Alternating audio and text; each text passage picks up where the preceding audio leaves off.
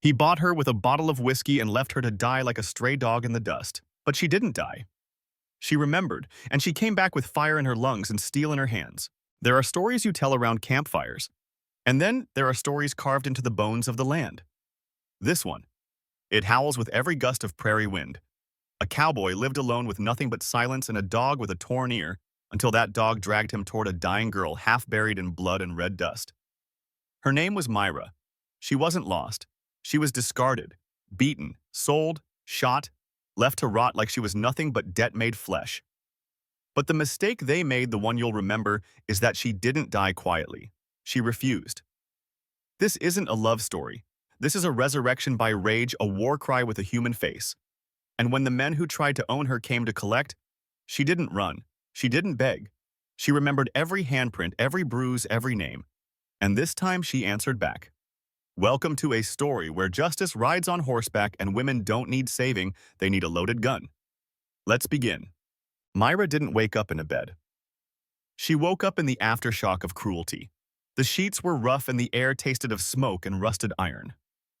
Somewhere outside, a windmill creaked in the wind, like an old man groaning in his sleep. The dog lay curled beside the door, tail flicking, watching her like he knew something she didn't yet remember. Colt had set a chair by the fire, but he hadn't slept. He sat straight-backed, one hand resting on his knee, the other gripping a mug he hadn't sipped in hours. The air between them wasn't warm. It was heavy. Not with threat, but with something worse, restraint. She tried to sit up. Her side screamed. So did her memory. Not all at once, but in flashes. A man's voice slurred with whiskey, rope burning her wrists, a laugh she still heard in her teeth, and then nothing. Until this room, until this man, until this dog. "Where's your gun?" she croaked. Colt raised an eyebrow. Not exactly the question he expected. "By the door," he said. "Good," she whispered. "Don't keep it too far." He nodded once. No questions. Just the gravity of shared silence. So, that night she screamed in her sleep. Bristle didn't move. Colt didn't enter the room, but he lit the lamp outside her door and kept it burning until morning. By day 2, she could stand. By day 5, she asked for a knife. He gave her one. She cut her hair first short, jagged, and uneven. It wasn't for looks. It was for war. And every day that followed, Myra took a piece of her silence and sharpened it. Not with words, but with motion. She mucked out the stalls, patched the fence, cleaned the chicken coop with a vengeance, like she was burying something in each task. And she never flinched. Not when the rooster pecked her hand, not when her side bled again from lifting the water pail, not even when Colt showed her how to fire a rifle and the kickback bruised her shoulder black. She swallowed pain like old bread. Dry, bitter, necessary. Odd. But pain wasn't the worst thing. It was waiting. Waiting for the sound of hooves. Waiting for the smell of sweat and tobacco. Waiting for that voice Danner's coated in sugar, dripping with possession. Because men like him didn't forget. They didn't forgive. They came back, always. And one evening, as dusk painted the prairie gold, Myra spotted the shape just beyond the ridge. A lone rider. Watching. Measuring. She didn't panic. She planted her feet in the dirt and stared back. That night, Colt taught her how to reload in the dark. There's something no one tells you about healing. It's violent. It breaks bones before it sets them. It digs up rage you didn't know you buried. By the second week, Myra wasn't just surviving, she was training. Every nail she hammered into a fence post was a warning. Every tripwire she set beneath snow was a message. Every scar she cleaned and left visible was a vow. You don't get to erase me. The end. But the storm didn't wait for readiness. One morning, they found a bird nailed to the barn door, still alive. Wings broken, beak taped shut. Myra didn't scream. She untied it, held it to her chest, and whispered something Colt couldn't hear. Then she slit its throat, buried it beneath a poplar, and washed her hands in snow. That was the last time she smiled for days. Colt wanted to say something. But there are things grief doesn't allow. Instead, he handed her a coil of barbed wire. She coiled it around the porch posts. They didn't speak again until she asked him, "You ever bury someone who didn't get a name?" Colt hesitated. "Yes. Me too," she said, "but not again." That was the night they dug a trench behind the chicken coop. Not for hiding, for fighting. She lined it with lantern oil. He packed the fuse with dry pine shavings and soaked corn husks. They didn't make a plan. They made a promise. The prairie doesn't forget what blood smells like, and neither did Bristle. When the wind shifted that night, he growled not out of fear but recognition. They were coming. And this time Myra wouldn't be found broken in the dirt. She would rise from it. They didn't wait for dawn. They came in the dark just like cowards do. No warning, no words, just the sharp snap of a tripwire and a scream cut short. The first body dropped into the ravine jaw, broken from the fall, eyes still wide in surprise. The others scattered like insects, kicking up mud as Colt's rifle lit the night in jagged flashes. Myra didn't hesitate. She didn't wait for orders. She was already moving through shadow and smoke, the cold steel of her revolver warm from blood memory. Okay. 3 men stormed the pasture fence. One fell into a bear trap she had set herself, snapped clean at the knee. Another caught a wire noose and swung screaming from the chicken coop beam. The third made it to the porch. Colt met him point blank. The shotgun spoke. The man folded like empty cloth. But it wasn't over, because he hadn't shown yet. Danner, the man who'd once branded her with ownership like a ranch brand on cattle. The one who promised she'd die slow for the bullet she put in his man's chest. The one who looked at women and saw coin, not soul. And then he came. Not with rage, but with a smile. That's how you knew he was worse than the rest. He walked through the smoke like it was Sunday morning, slick coat, flapping gun holstered like he didn't need it. His eyes scanned the yard, slow, enjoying the ruin. Myra, he called, voice sweet as poisoned syrup. You made quite the mess, girl. She stepped from behind the barrel's braid, swinging jaw locked. I made it for you, he laughed. You think you've won something I didn't come to win, she said. I came to finish. Shaw. Colt stayed back, rifle aimed. But this was her fire, and it had to be her hand that burned it down. Danner stepped closer. You know what I came for. You're still mine. Myra raised the pistol. You're still bleeding. His smile faltered just a flicker, but it was enough. She fired. The shot tore into his shoulder. He staggered, stumbled. Not dead. Not yet. But this time he bled for the world to see. He reached for his gun. Colt shot the revolver from his hand before he could draw. The metal clattered across the frost-covered ground. Try again, Colt said, voice flat. Danner's men hesitated, but their eyes shifted. They weren't soldiers. They were vultures. And they saw what vultures always see: weakness. They ran. Cowards never stay when their king is bleeding.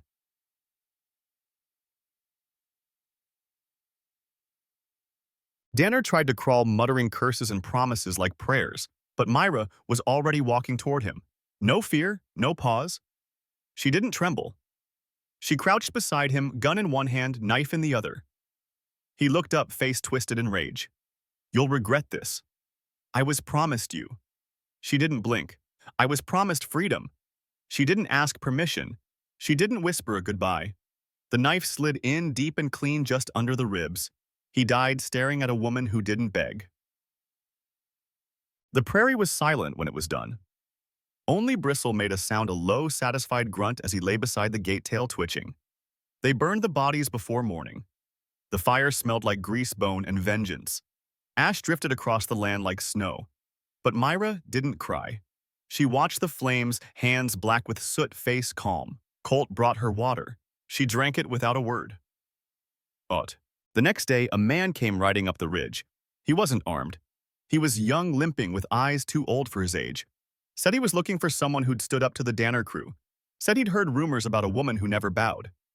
Myra looked at him for a long time. Then she opened the barn and pointed to the feed buckets. Earn your keep. That night, she pulled out the map she'd drawn in ash. Red circles marked old bunkhouses where Danner kept other girls. Colt watched her drag a coal across one of them. This one, she said, we burn next. He didn't argue. She wasn't asking for permission. She was building an army. The girl who once whispered, "Don't leave me to a dog in the dirt," was now the storm. And the wind across the prairie no longer whispered fear. It whispered her name. They didn't rest. Not after the fire. Not after the blood. Because fire doesn't just burn down old fences, it lights the path forward.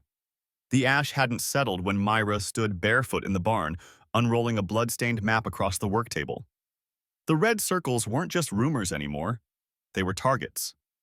"These are the places they keep them," she said. "The girls. The ones they don't bury yet."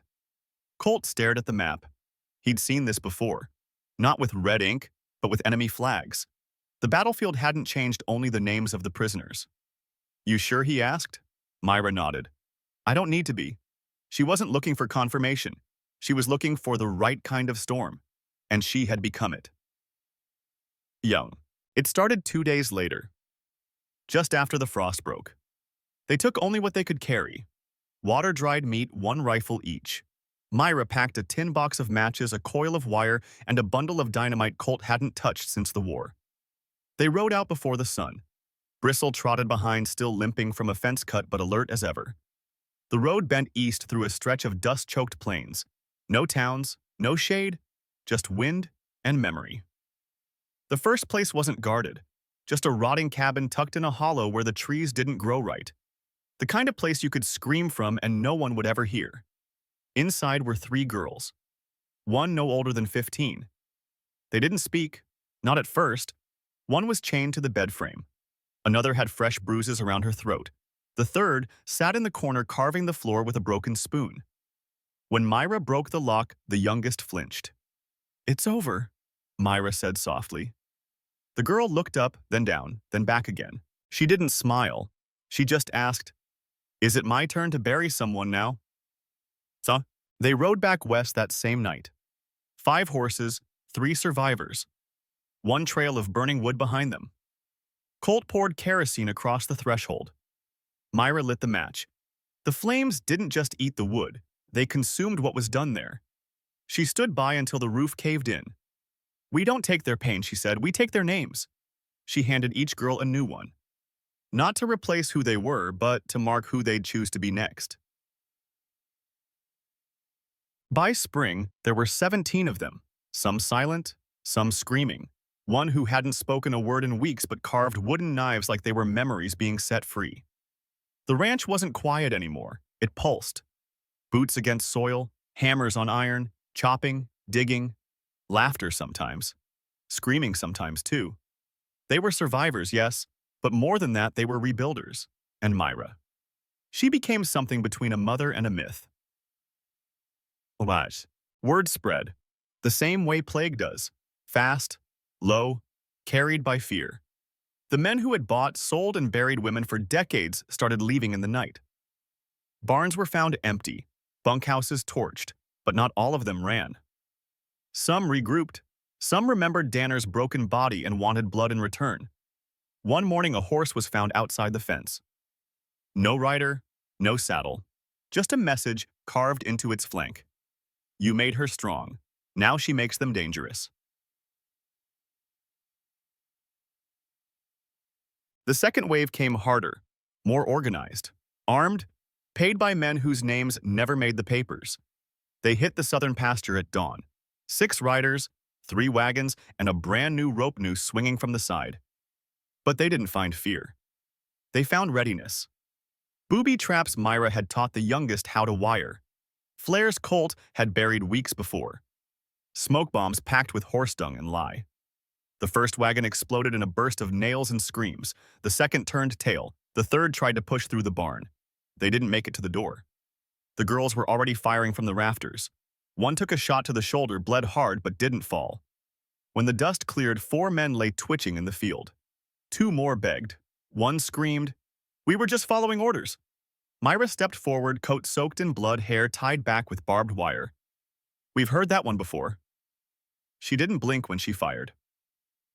Pod. That night they held a burial. Not for the dead men, but for who they used to be. No tears, just fire. No prayers, just silence. Myra stood at the center of it all. Not weeping, not smiling, just standing. Still, solid, alive. And somewhere between the smoke and the stars, the land felt different. Not safer, not healed, but no longer afraid. Because justice had found new hands, And this time, they were calloused, scarred, and belonged to women who'd buried their fear beneath the roots of the prairie and replaced it with gunpowder fire and names they chose for themselves. Revenge was easy. What came after that was the hard part. Because once the shooting stopped, once the ground stopped shaking, once the air cleared of smoke and gunpowder, the silence came back. But it wasn't the same silence Myra had known in that canyon where she bled into the dirt. This silence was thicker, more crowded. It was filled with questions: what now? Who are we now? What comes next when vengeance has already been spent? But they began to build. Not just buildings, but rules, routines, a way of life. The ranch, once a patchwork of broken fences and scorched earth, transformed into a place with rhythm, with purpose. Colt started each morning sharpening tools, teaching the younger boys how to repair harnesses. Myra rotated the night watch, made sure everyone knew how to fire blind and reload in the dark. One of the rescued girls, a mute with ash-colored eyes, began carving a totem from firewood. No one asked her what it was. But she nailed it to the barn door when she finished. A symbol, a warning, a promise. This land belongs to the broken, and they are no longer quiet. But healing doesn't come just because you've burned the wolves. One afternoon, a woman arrived on foot. She wore a church dress ripped to the thigh and had a baby slung against her hip. No name, no questions, just, "Can I work?" Myra didn't ask what happened. She handed her a shovel. 3 days later, she started laughing again. 2 weeks later, she helped build the smokehouse. By midsummer, they'd made something close to civilization. Not polished, not pretty, but real. A forge rang daily with hammer blows. Chickens clucked beside loaded rifles. A group of girls taught themselves to read from old shipping manifests. One boy asked if they could build a school. "We already have one," Myra said, nodding at the fields. Lesson 1, don't wait for rescue. They wrote new names on the side of the bunkhouse in pitch tar. Some real, some chosen, all earned. But peace has a way of making you forget that some snakes hibernate before they strike again. And trouble doesn't always come on horseback. One night a preacher came. Clean boots, clean teeth, clean lies. He said he came in peace. Said God had called him to help the lost. That what Myra had built was inspiring. He asked to stay a while, teach scripture, bring the word of mercy. Colt didn't like it. Bristle didn't like it either. But Myra, ever the strategist, let him stay. Because peace has to be tested, and lies always rot from the inside. Yad. He lasted 6 days. On the 7th, one of the youngest girls, a child named Etta, was found crying behind the well, clutching her dress with bloody fingers. Myra didn't ask. She didn't need to. She walked straight into the chapel the preacher had set up in the old corn shed. He stood at the altar with a Bible in one hand and a pistol in the other. "I came to save them," he whispered. "From you." "You came," Myra said, voice low and shaking, "to finish what men like Danner started." He aimed the pistol. "You think vengeance makes you righteous?" "No," she said, "but it makes me prepared." The shot she fired went through both his hands. Colt buried him at the edge of the old creek bed. No prayers, no headstone, just a single plank nailed above the grave. Mercy is not owed to those who hunt children. After that, the rules changed. No one was let in alone. No weapons were handed to strangers. And every woman who came was trained not just how to fight, but how to recognize the next danger, the kind that comes dressed in silk and scripture. Dad. By early fall, they held their first naming ceremony. Not for the dead, for the living. Each woman stepped forward and spoke a word into the fire, one they had chosen for themselves. Fury, Stone, Harper, Blaze, Myra. Colt didn't say his name. He didn't need to. They knew him now by what he did, not by what he'd lost. And Bristle, old and slow, sat among the circle with ears flicking and eyes half closed, as if he'd been waiting for this moment from the very beginning. The land held its breath through October. The grass returned tougher and darker than before. The wounds on the barn were never covered. Bullet holes left as reminders. Scorch marks like history carved in bark. Some scars weren't meant to heal. They were meant to warn. And every child who arrived knew them not as ruins, but as stories. A girl asked Myra once if she missed who she was before. No, she said. She didn't make it out of the canyon. But Myra knew something was coming. She could feel it in the soil. A tremor, not yet seen, but sensed. The preacher hadn't come alone. He was the scout. And what follows a scout is never peace. It's war. Oh. The frost came early that year. Too early. Snow drifted across the pastures like a white sheet pulled over an unburied body. The forge went silent. The creek froze. Bristle's prints disappeared behind him each morning as if the earth was trying to erase the trail. But Myra never stopped moving. While the others stacked wood and sealed the barn cracks, she stood at the ridge each dusk, eyes fixed east toward where Danner's land used to be, toward where the preacher had come from, toward what she knew was coming. It wasn't over. She could feel it in her teeth. The first sign wasn't gunfire. It was the silence of the birds. Then came the second, tracks. Deep, uniform, clean boots, dozens of them. Pressed down over the frozen earth like a grid. Military. Whoever was coming didn't ride wild. They marched in straight lines. The law had found them, or something worse wearing its badge. They came just after dusk. 8 men. No insignia, no names. Faces wrapped in cloth, rifles polished. Government issued, but not sanctioned. One held a lantern. The rest held weapons. Colt and Myra stood at the gate unarmed, unblinking. "We're here for the girl called Blaze," the man with the lantern said. "You're harboring fugitives. Escaped indentures. Runaways. Property." Myra didn't move. "No one here belongs to anyone. You have one chance to comply." "I don't answer to men with covered faces." The man shifted the lantern to the side. "Then let the fire speak for you." That was the cue. The shot cracked from the trees before the words died in the wind. One of the girls, Etta, fired from the loft window. Missed the first man, hit the second in the gut. Screams followed. Chaos broke like a snapped rope. But this wasn't like before. These men weren't drunk slavers or desperate bounty hunters. They moved clean, precise. Every step measured, every bullet meant to cripple. They didn't come to kill, they came to drag them back alive. And that was worse, because it meant someone bigger had noticed. Dead. Myra fell back through the smoke, shouting for positions. Colt lit the flare line behind the barn, red fire exploding into the sky like a blood comet. Bristle barked once, then twice, then silence. She found him behind the shed, leg bleeding, teeth bared over the throat of a fallen intruder. Old, wounded, but still a sentinel. She didn't say a word. She dragged him inside and locked the door behind them. By midnight, they'd lost half the fence. One of the boys, Harper, had a bullet in the thigh and was bleeding out into the snow. But they held the bunkhouse. Every window became a barricade. Every hallway a trap. They didn't break. They burned. Yet, just before dawn, the attackers lit a fire at the edge of the east field. Not to destroy, to lure, to pull them out. But Myra didn't fall for it. She stepped outside alone.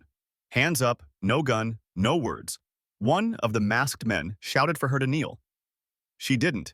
Instead, she asked, "You ever bury a child and forget their name?" The men hesitated. "What?" She pulled something from her coat and, not a weapon, a rag. It was stitched with a child's initials. The first girl Danner had ever traded before Myra, before the ranch, before anyone cared to count. She held it up like a banner. "This is what you're protecting," she said. "Not law, not justice, just the prophet of silence." One of the men, tall scar on his jaw, lowered his rifle. She saw it in his eyes. He wasn't here for honor, he was here for orders, and suddenly he no longer believed them. He turned his weapon sideways, fired into the sky, then again into the dirt. Confusion swept their ranks. Myra didn't flinch. Colt fired once, then twice. The girls moved as one. Etta dropped the final flare into the trench. The fire line roared. The masked men ran. By morning, they stood over scorched soil and frozen bodies. They buried the man who had turned, marked his grave with a single stone, one who remembered. They burned the others. No names, no forgiveness, and Bristle. He didn't rise that morning. Myra found him cold by the bunkhouse door, curled as if still guarding it. She sat with him a long time, her back to the wind. She didn't cry. She didn't speak. She buried him with her bare hands even when the frost cut her fingers raw. She placed the same cloth with the child's initials beneath his head. Later that week, one of the girls hung a mirror on the barn wall. Not for vanity, for memory. Every woman, every child, every person in that place stood in front of it once, just once, and spoke a name. Sometimes it was the one they were born with. Sometimes it was the one they chose after surviving.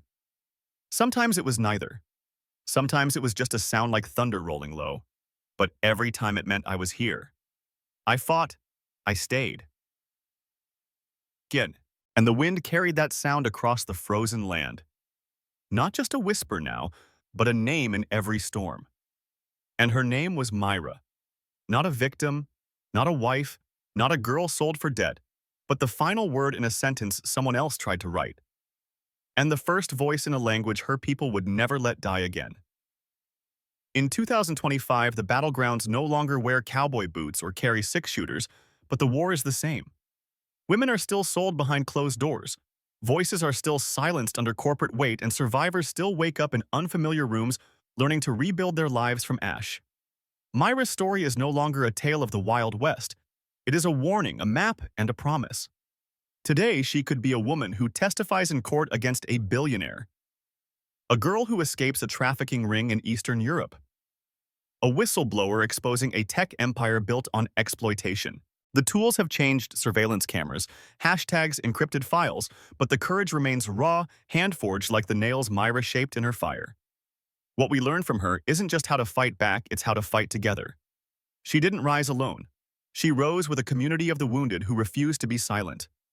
In a time when injustice hides in boardrooms and data vaults, Myra's defiance reminds us no law, no badge, no dollar sign grants the right to own another human being.